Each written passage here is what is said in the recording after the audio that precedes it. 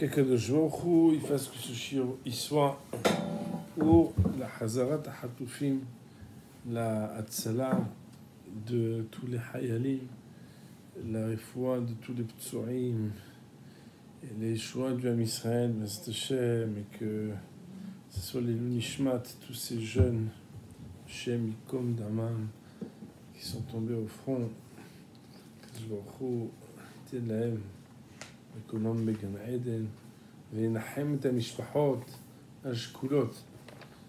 Il envoie consolation à ces familles détruites.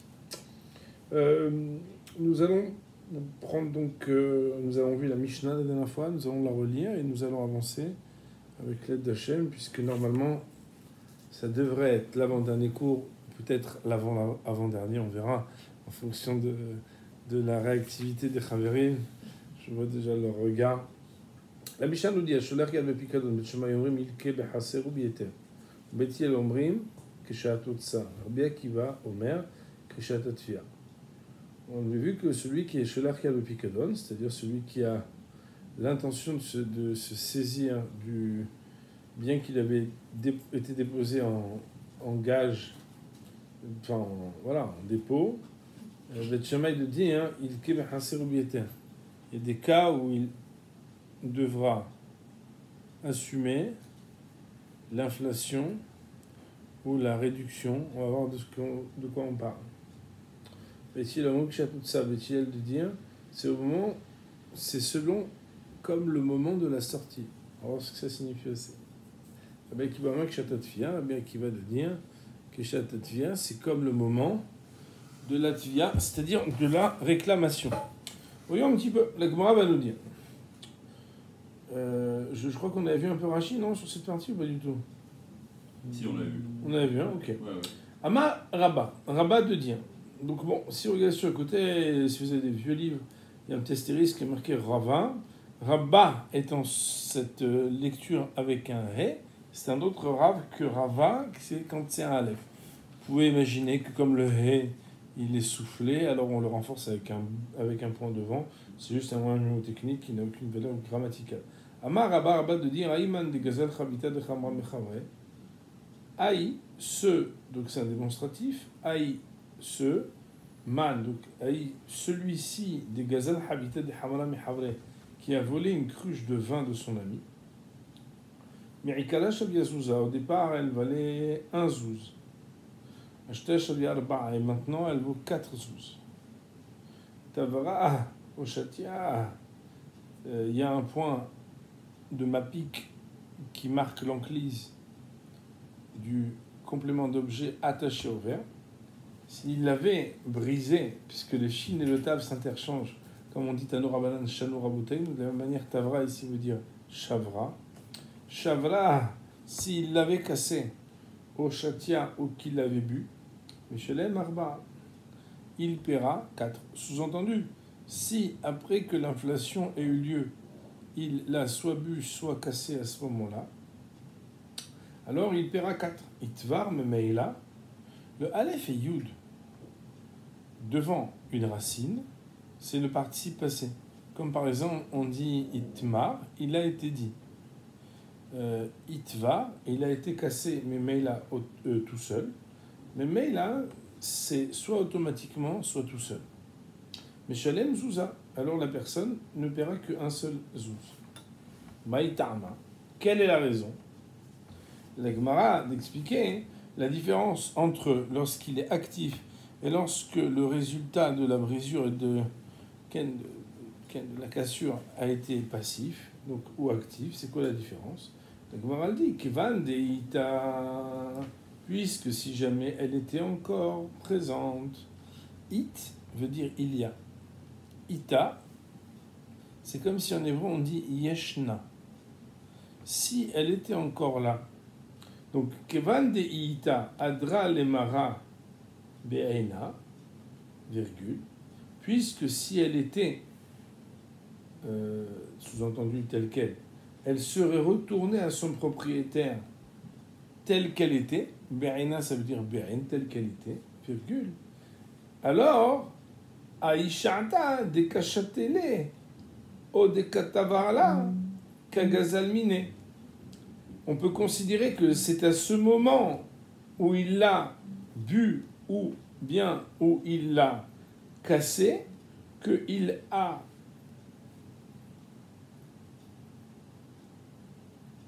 procédé à ce qu'on appelle le vol. Pourquoi ? Je vais juste expliquer à l'oral, c'est que normalement, je l'explique un tout petit peu, c'est qu'il y a ce qu'on appelle Ve'eshiv et Agezela Asher Gezal. Et il restituera l'objet du vol qu'il a volé. Normalement, un gars qui a volé, il rend l'objet tel quel. Dans la mesure où l'objet est tel quel. Quand l'objet n'est plus tel quel, il y a ce qu'on appelle Hefetz ou Damav. Ça veut dire soit l'objet, soit l'argent. Mais non, à partir du moment où l'objet il aurait pu être présent, maintenant, s'il était venu il y a 5 minutes, il aurait reçu un objet qui vaut combien ? 4. Maintenant, toi, tu lui as cassé. Tu as cassé un objet qui vaut 4. C'est comme si c'est maintenant que tu l'avais volé. C'est bon ? Comme tu as fait une action, cette action-là peut être une action d'engagement à payer ce que tu as cassé, que tu aurais pu lui restituer en lui disant voilà, Baruch Hashem, je te le rends là, voilà, je l'ai volé, je suis désolé. Je te le rends, mais Baruch Hashem, Bléenara, maintenant il vaut 4. Vous comprenez ? Alors que là, quelque part, on a cassé un objet qui vaut 4. Et la Gemara d'argumenter, Vétanan, et voilà que la Mishnah nous dit, donc là on nous dit où est-ce qu'il y a cette Mishnah ?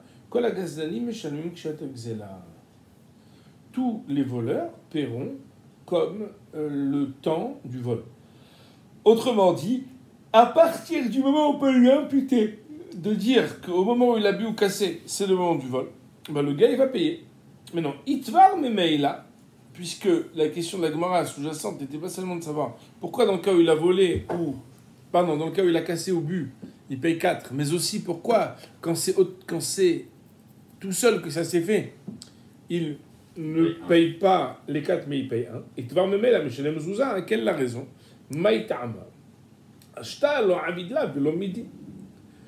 Maintenant, sous-entendu à cet instant présent, lo avid la velo midi, lo asala velo kloum, ça veut dire il n'a rien fait du tout. Midi veut dire quelque chose. Et donc, lo midi, pas quelque chose, ça veut dire shum davar. Le gars, il a rien fait maintenant.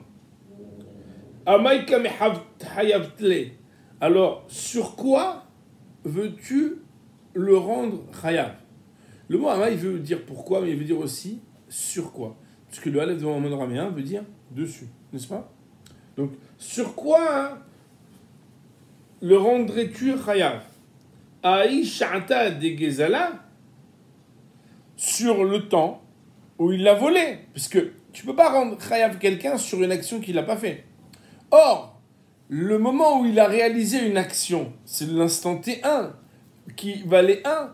Mais l'instant T2 de la brisure, comme il n'a pas de responsabilité parce que c'est s'est cassé tout seul, tu ne peux pas le rendre hayav. Puisque tu peux rendre hayav que sur le moment où il a fait une action, eh bien, Ishata, Zouza, Bieshtet des Shavia, ou des Shavia. À ce moment-là où il a réalisé une action qui était l'action du vol, ça valait un sous, donc tu le rends hayav là-dessus. Point. Jusqu'ici, la Gemara nous amène le cas, en nous expliquant la différence entre le cas où l'objet valait un zouz au départ et 4 zouz à la fin, la différence entre Tavra Veshatia ou bien Itvar Memeila. Tavra Veshatia il paiera 4, Itvar Memeila il paiera 1. Et on nous a expliqué exactement la raison de cette loi et de ces différences. Recording progress. La Gemara nous dit Tanan. Voilà que dans notre Mishnah il est dit Bet Hillel omrim kisha totsa. Que Beth Hillel, quant à eux, disent que le prix sera payé comme Sha'at Otsa. Le mot Otsa, on sait qu'il peut avoir différentes connotations. Par exemple, Otsa, on aurait pu imaginer qu'on parle de la dépense. Mais Otsa, on peut dire aussi, c'est quand il est sorti.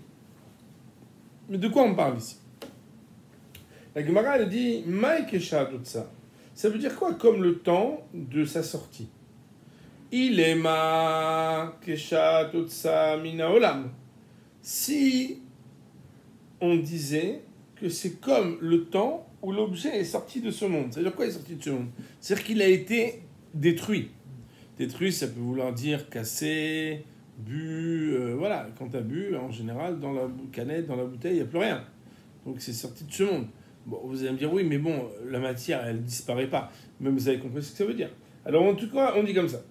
Il est makesha totsa mina olam. Si on dit qu'en fait ils ont dit ksha totsa, ça veut dire otsa mina olam, ça veut dire quand c'est détruit, c'est plus comme c'était au départ. Alors il y a deux possibilités en montagne. Est-ce que ça valait la même valeur ou est-ce que ça valait pas la même valeur? Vous comprenez que si ça valait la même valeur, il n'y a pas de she'ela. Parce que la sha'a totsa, d'après ça, elle est la même chose que la sha'a de Xela. Donc, il faut qu'il y ait une différence entre le moment où il avait dans les mains au départ et le moment où il a été détruit. Sinon, il n'y a pas d'enjeu, il n'y a pas de suspense, il n'y a pas d'intérêt. Pas besoin de parler de Bet Shammai et Bet Hillel, tout le monde serait d'accord. Donc, Ubemaï, dans quel cas parle-t-on? Ibechasser, si c'est parce qu'au début ça valait 4 et maintenant ça vaut 1. Parce que maintenant c'est manquant. Mika Leman de Hama. Est-ce qu'il y a un intervenant qui dirait dans la Mishnah que la personne va payer moins cher que le temps où ça avait été volé? Parce qu'entre le temps où ça a été volé et le temps où ça a été cassé, ça a été dévalué. Tanan, voilà pourtant qu'une Mishnah nous dit tous les voleurs vont payer comme le temps du vol. Si ça valait 4 au moment du vol et maintenant ça vaut 1, parce que le bonhomme il a cassé, c'est pas parce que toi tu l'as cassé que le bonhomme il va payer, qu'il va perdre la dévaluation, alors que lui, ce que tu lui as volé, ça valait 4 au moment du vol. Et c'est comme... Pardon, et si c'est un cas où ça valait 1 au moment où il a volé, et ça vaut 4 au moment où ça a été cassé ou bu, Aïnou, Bet Shammai, ça semble être l'opinion défendue par Bet Shammai dans la Mishnah, puisque dans la Mishnah il y a marqué que Asholar Yel Bepikadon Bet Shammai Omrim Ilke Behaser ou Biete. C'est qui dit que Behemet, la personne devra supporter l'inflation de l'objet? A priori, c'est marqué que c'est Bet Shammai. Or, ici, on nous cite Bet Hillel pour essayer d'expliquer qu'est-ce que ça veut dire que Sharatot Sa'a. Tu ne peux pas vouloir expliquer Bet Hillel en parlant de Otsa'a si tu retombes sur les pattes de dire que c'est l'opinion de Bet Shammai. Donc, l'hypothèse selon laquelle on dit que peut-être que Sharatot Sa'a, c'est Otsa'a Mina Olam, tu vois bien que quand tu dis que c'était Hasser ou que c'était Yeter, t'es bloqué. La Gemara elle dit, on tourne, on est à Hamoud Bet. Oh, comment ça va à la fin? La Gemara elle dit, et là, seulement que Pshita keshat otsa mi bet be'alim. C'est pas otsa min ha'olam, mais quand on dit keshat otsa lors de la sortie, c'est le moment de la sortie du domaine de la maison des propriétaires. Autrement dit, et c'est comme ça que Rashi nous dit. Et là, Pshita Kishaat Otsami Beta Be'alim, on est dans Hamoud Bet en haut, dans Rashi, folio B. Kishaat Akzela, comme le moment du vol, c'est ça Otsami Beta Be'alim. Ou Beyeter Paligé. Et ça, quand ça vaut plus cher qu'il y a une mahloket. Ça veut dire quoi? Des Kamre Bet Shammai, que Bet Shammai disent Im Okara, si c'est devenu plus cher, ça veut dire que quand c'était sorti de la maison des Be'alim, ça valait 1, et qu'après ça vaut 4. Il kele shalem kshat otsa mina olam. Bet Shammai dit c'est après Tavra Veshatia il paiera comme le moment où il a bu, il a cassé. Ou Bet Hillel amre, Bet Hillel quand t'as eu de dire kshat otsa beta be'alim, tu payes comme le prix quand le bonhomme il a perdu. Parce que partir du moment où il a perdu, toi tu l'as pris, c'est là où t'es hayav. La Gemara elle dit, mais attends, je comprends pas. Si c'est comme tu dis, Leima Rabba d'Amar Bet Shammai, on n'avait qu'à dire que la loi de Rabba qui dit que plus haut, quand au début ça valait 1 et après ça vaut 4, et qu'il a cassé au but, quand c'est venu à devenir 4, alors on n'a qu'à dire que Rabba Behemet, il a dit comme Bet Shammai. Sous-entendu, toi tu es un Amora, tu t'appelles Rabba. Et quand la Gemara dit Amaraba, elle n'a pas dit Amaraba, il fait que répéter ce que Bet Shammai il a dit. Mais si Behemet, d'après ce qu'on est en train d'expliquer, que Bet Shammai il a dit sur ça, est-ce que Shah Otsa ou est-ce que Shah de Otsa Mina Olam, ben alors t'as qu'à dire que ce que Rabba il a dit, ce serait comme Bet Shammai. Et premièrement, ça n'a pas été dit. Deuxièmement, A priori, la halakha n'est pas comme Bet Shammai. La Gemara de répondre, Amar lecha Rabba. Rabba t'aurait répondu. Amar lecha Rabba. Rabba t'aurait répondu. Sous-entendu, pour pouvoir se défendre, qu'il n'est pas en train de répéter l'opinion de Bet Shammai, ni de se positionner contre Bet Hillel. Biter kula mal obligé. Que quand ça valait 1, maintenant ça vaut 4, tout le monde n'est pas en discussion, ça veut dire personne n'est en discussion. Qui pas ligué, quand est-ce qu'il y a une discussion? C'est quand quelque chose, il valait 4 et maintenant il ne vaut qu'un.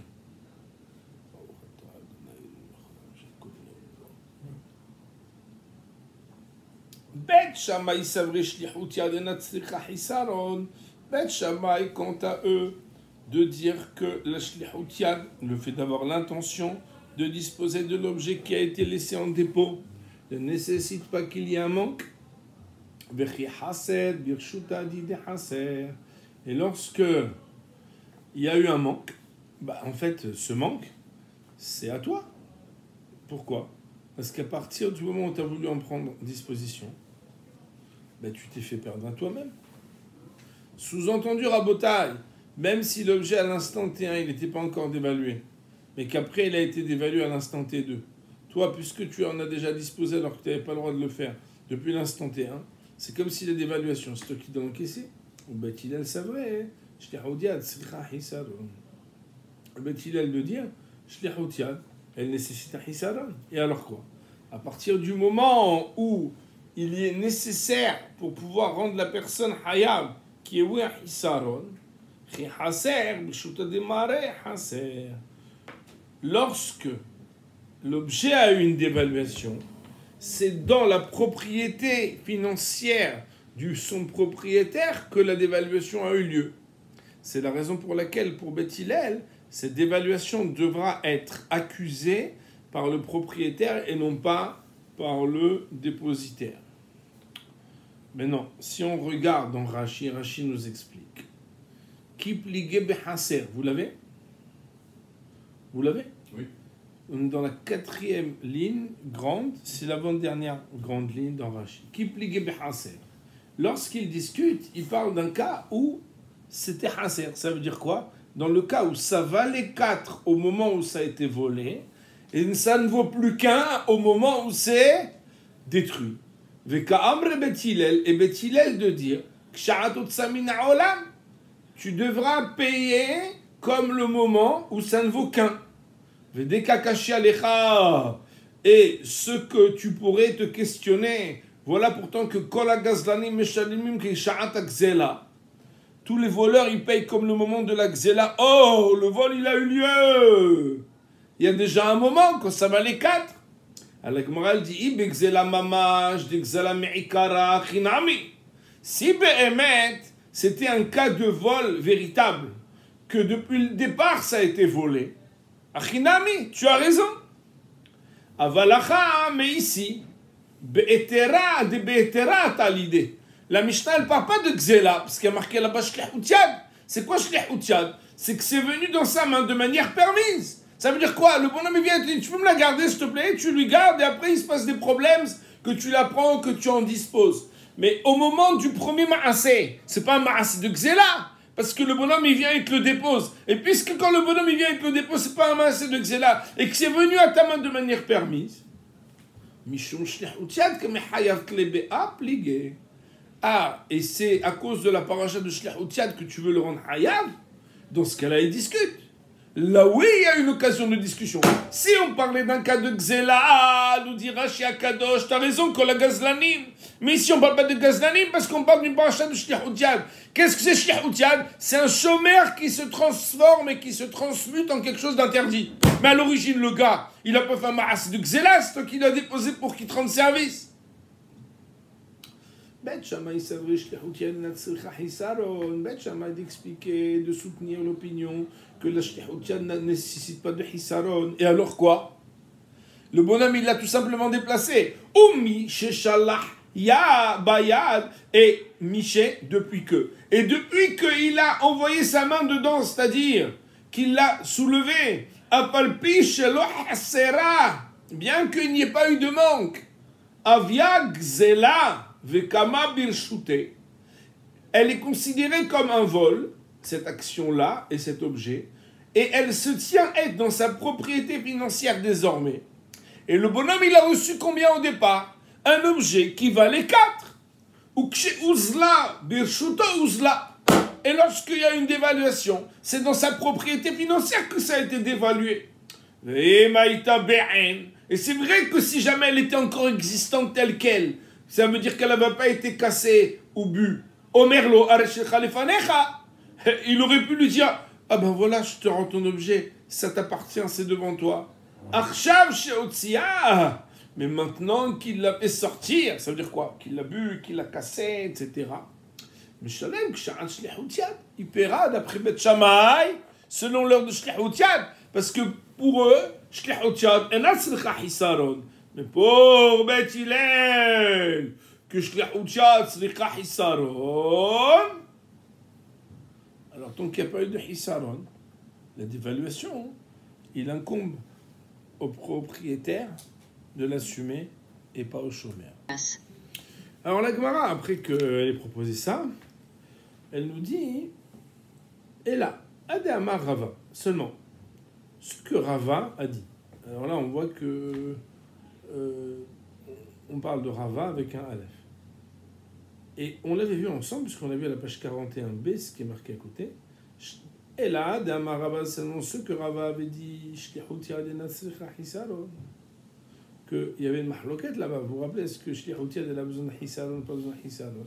D'après Rava qui dit que Shlichut Yad a besoin de Hisaron et qu'on est déjà Hayav, même quand on n'a pas fait de Hisaron. Leima Rava d'Amarke Bet Shammai. Dirait-on que Rava, il pense comme Bet Shammai? Parce que toi, en fait, quand je t'ai dit Leima Rava d'Amarke Bet Shammai, tu m'as dit non, on va changer de cas. Mais alors je te dis cas, alors maintenant je vais te dire que c'est Rava qui a dit comme Bet Shammai, puisque tu es en train de me dire que la mahloket, elle dépend d'une autre mahloket. Est-ce que Shlichut Yad sera Hisaron ou non sera Hisaron? La Gemara dit là, Chamma Yaskina, qui gonchit la vie à la gozalot, ou Beshoel Shalom Iddaat Kamifligé. Seulement, la Gemara rebrousse chemin et dire Acha Bema Yaskinan. Ici, de quoi parle-t-on? C'est-à-dire de quel cas nous occupons-nous de manière très spécifique? Ça veut dire qu'on est en train de faire une okimta, de dire qu'on réduit le cas de la Mishnah à un cas très précis. Dans un cas, Kegon Shetil Tela, la vie à la gozalot, je m'excuse de mon insistance de l'enclise avec ma pique un peu exagérée à la fin, pour dire, c'est comme par exemple qu'il l'a déplacé, par exemple cette cruche, pour amener dessus des oisillons. Ça veut dire qu'en fait, il l'a utilisé pour un tabouret. Au Beshoel Shalom Iddaat Kamifligé. Et c'est au sujet de l'emprunteur sans permission qu'ils ont une discussion. Bet Shammai savre Shoel Shalom Iddaat Gazlan Ave. Bet Shammai de dire que celui qui emprunte sans permission est considéré comme un voleur. Et qu'à partir du moment où il avait emprunté sans permission depuis l'instant T1, désormais la dévaluation pourrait le concerner à lui parce que c'est dans son domaine à lui. Depuis le moment où il a emprunté sans permission que ça a été perdu. Ou Bet-Hillel savre Shoel Ave. Et Bet-Hillel de dire que l'emprunteur sans permission a un statut d'emprunteur et pas de voleur. Ça veut dire que c'est bien ce qu'il a fait. En tout cas, ça s'appelle emprunteur. Et lorsque ça a été perdu, c'est dans le domaine de propriété financière du propriétaire que ça a été perdu. Et donc, c'est vrai, tu as raison. On parle ici d'un cas de Shoel Shalom Iddaat. La Gemara nous dit, troisième coup de ping-pong. Et là, Dama Rava Shoel Shalom Iddaat le Rabbanan Gazlan Ave. Seulement, ce que Rava a dit dans Baba Batra Daf Pehet Amudalef, comme c'est marqué dans ma Gemara, que quoi? Que Shoel Shalom Iddaat le Rabbanan Gazlan Ave. Que Shoel Shalom Iddaat pour Rabbanan, c'est considéré comme un Gazlan. Bah alors quoi? Leima Rava d'Amarke Bet Shammai? Pourrait-on dire que Rava, il dit comme Bet Shammai? Sous-entendu, si c'est déjà une mahloket ancestrale ou principielle entre les Tanaïm, ce sujet de Shoel Shalom Iddaat, c'est Gazlan ou pas Gazlan, qu'est-ce que tu me racontes maintenant comme histoire ici? La Gemara dit, t'as raison, c'est vrai, on s'est trompé. Et la Achab Shvah Shel Gzeila. Seulement ici, on parle de Shvah Shel Gzeila. Shvah Shel Gzeila, c'est la plus-value que l'objet du vol produit de lui-même. Comme expliqué. Bet Shammai, c'est vrai, Shmach Gzela de Nixal. Si par exemple, je donne un exemple, par exemple, il y a eu des tontes qui ont poussé sur l'objet volé. Est-ce que c'est à celui qui a été volé qu'il doit être restitué? Bet Shammai, c'est vrai, Shmach Gzela de Nixal Ave.